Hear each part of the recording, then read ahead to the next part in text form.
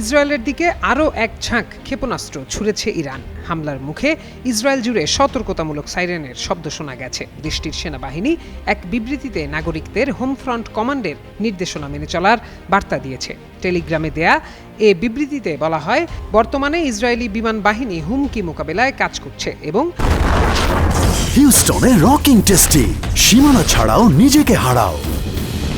বিপদ দূর করতে বিভিন্ন স্থানে হামলা চালাচ্ছে।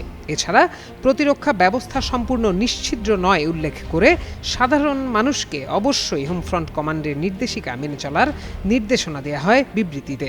এদিকে ইসরায়েলের অন্যতম জনবহুল শহর তেল আবিবে বিকট শব্দে বিস্ফোরণ হয়েছে বলে জানিয়েছে সংবাদ মাধ্যম আল জাজিরা। এছাড়া ইরানের ক্ষেপণাস্ত্র হামলায় উত্তর ইসরায়েলে একটি 9তলা ভবন ক্ষতিগ্রস্ত হয়েছে। সেখানে শার্পনেলের আঘাতে একজন আহত হয়েছে বলে জানিয়েছে ইসরায়েলের জরুরি সেবা সংস্থা মাজেন ডেভিড আদম।